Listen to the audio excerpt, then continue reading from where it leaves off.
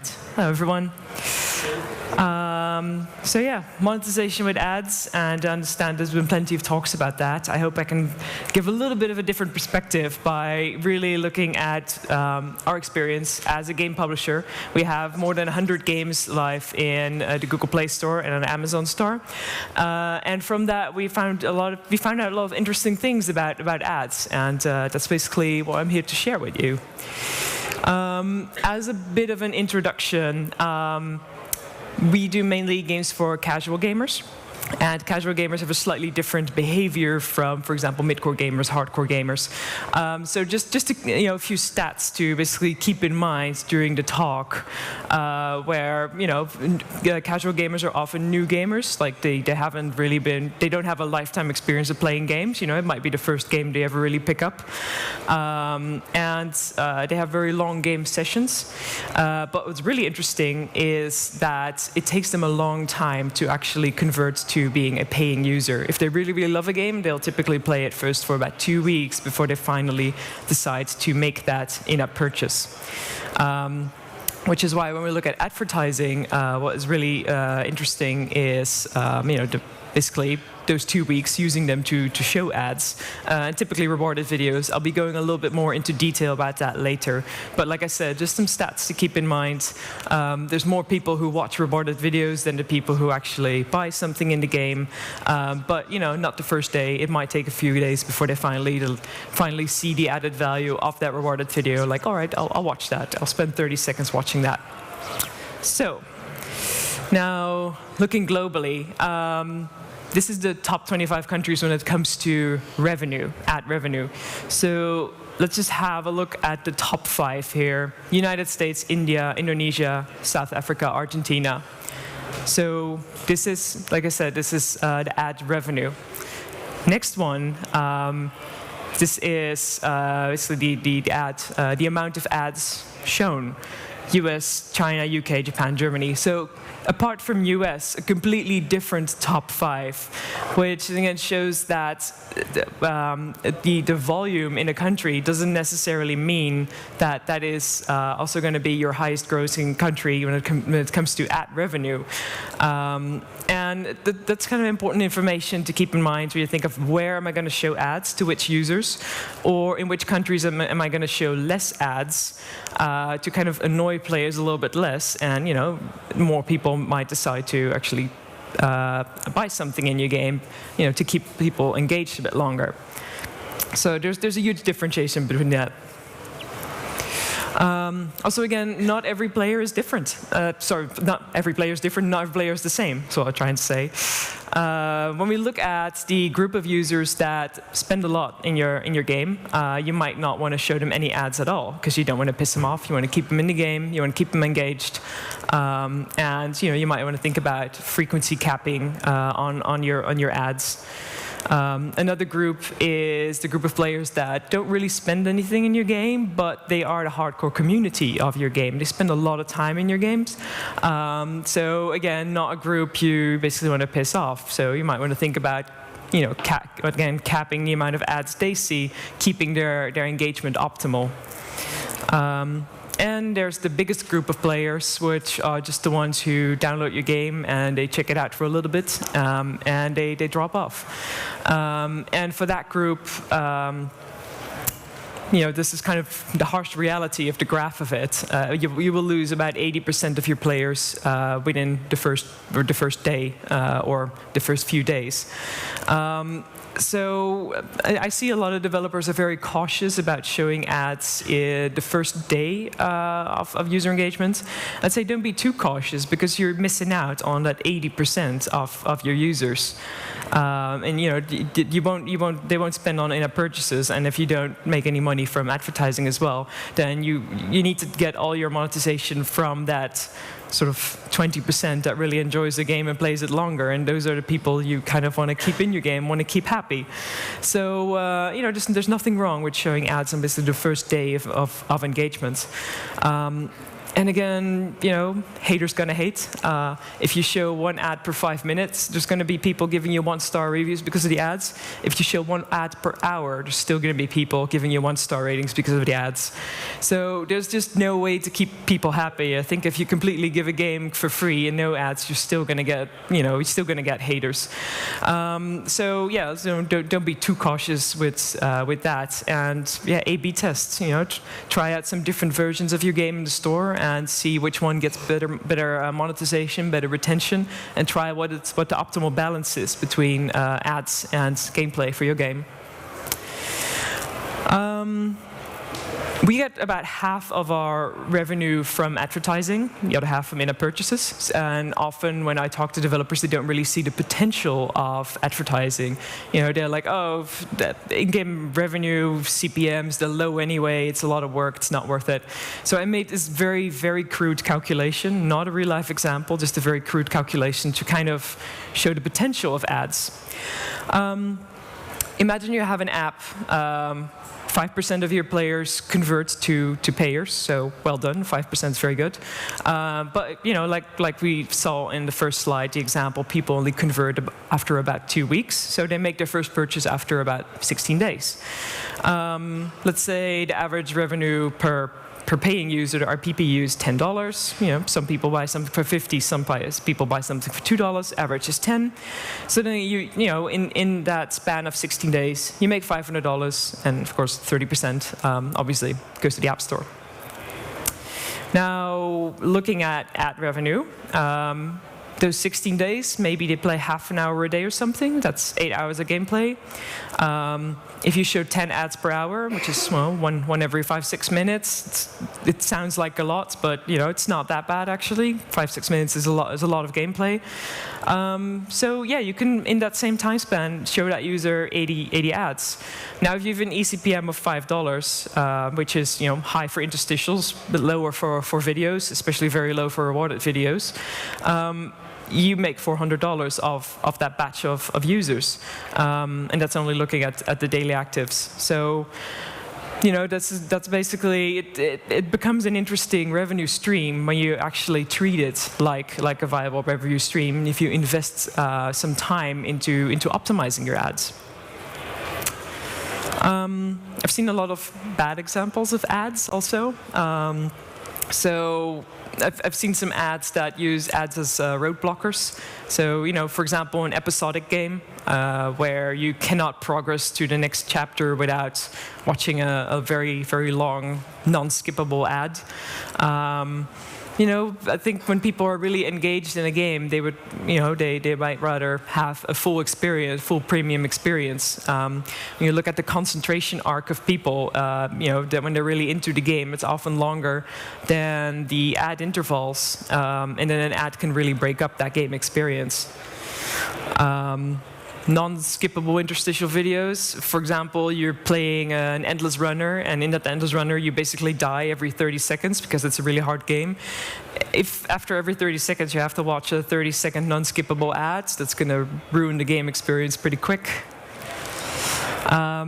No targeting. I'm sometimes a little bit guilty as well. I serve only casual games, and sometimes when I'm playing my own games, I encounter ads for Game of War or Clash of Kings or something, and it's not very likely that my users will click on that. So action points for me again at that. Targeting, make sure that you show really the right videos, not only like the right type of games. It doesn't necessarily need to be the same games, but for example, think of brands, just household brands, or some like new Hollywood movies. Those are actually kind of the type of ads that convert really well in my games.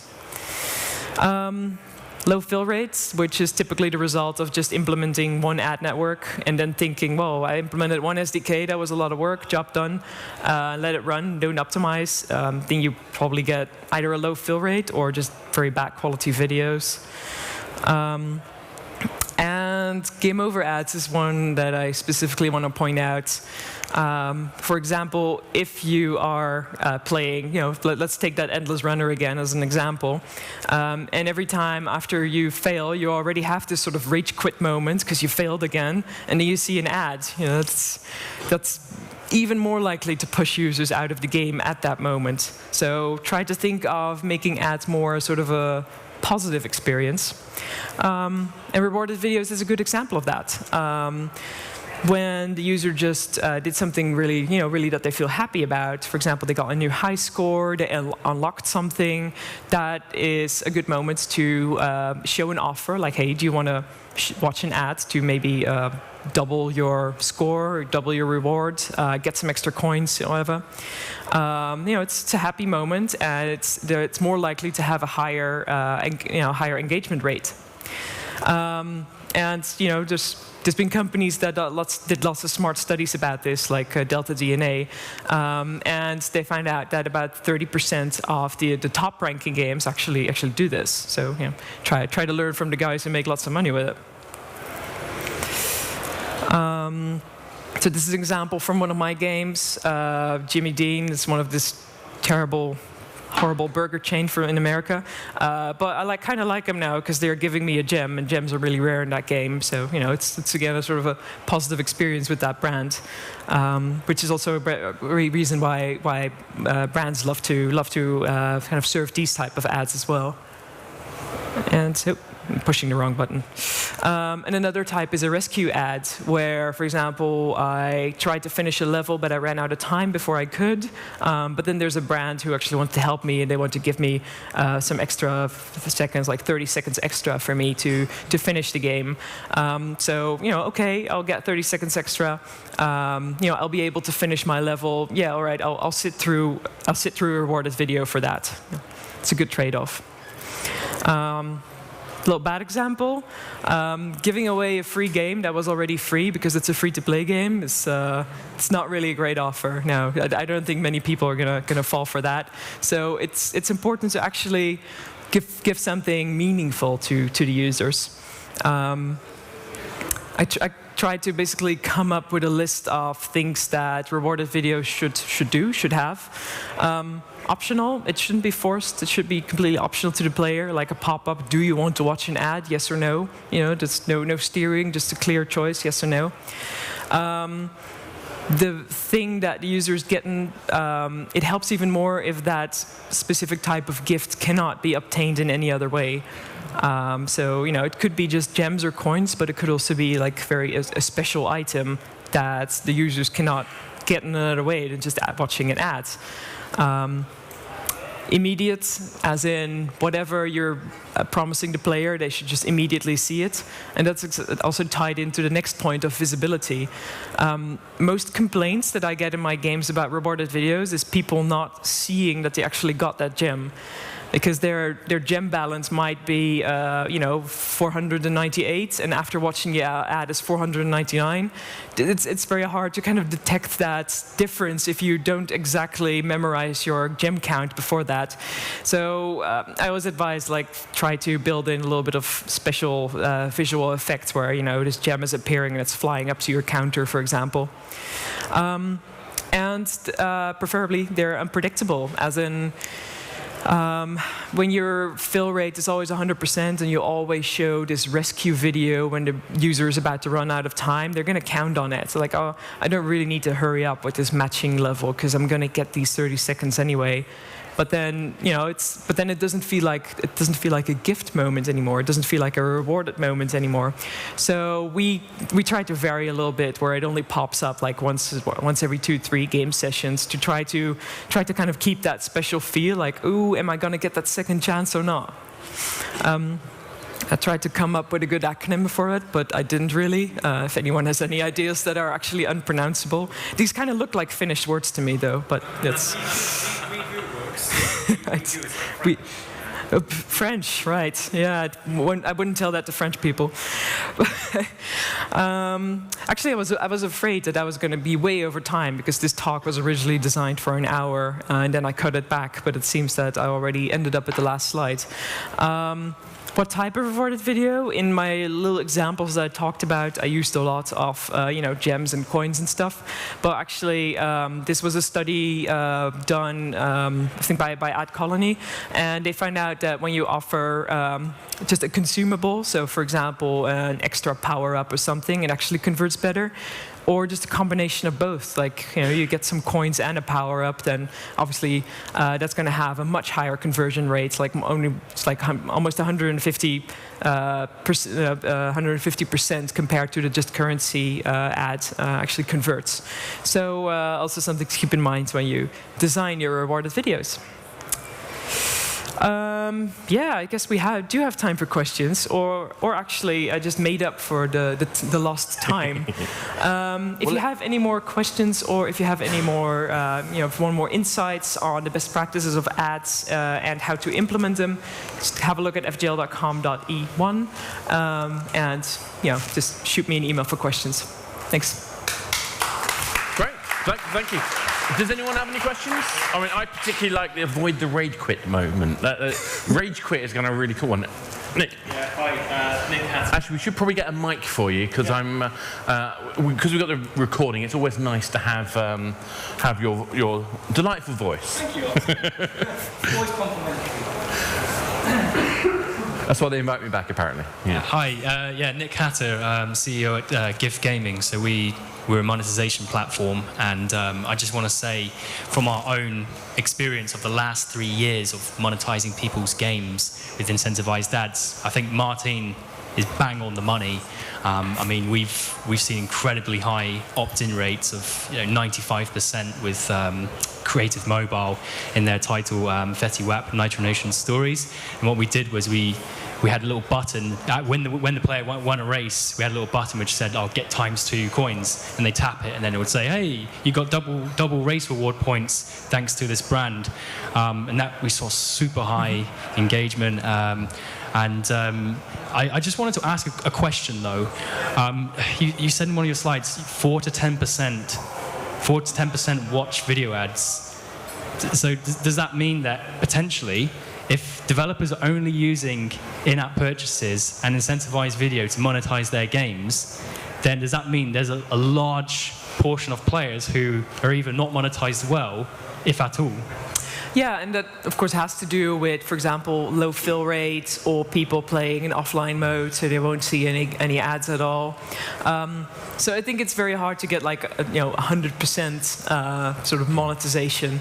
But yeah, this is what also came out of a study that 4 to 10% really sees the pop-up for the ads, says yes, I would like to purchase it. Sorry, I would like to watch that ad. And that's for the users. So when the users do decide to watch an ad, it's very likely that they'll do it again. Okay, and one more question as well. What do you think is the biggest stumbling block to implementing more stuff to hit that player base who are not monetized? You mean for the developer? Yeah, for the developer.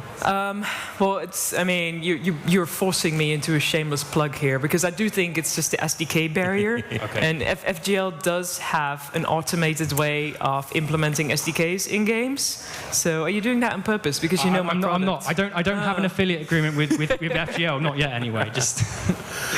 Cool. Actually, one of the slides that I left out, because I thought I wouldn't have enough time, is also about brand engagement. So interesting for the brands that are advertised in the game.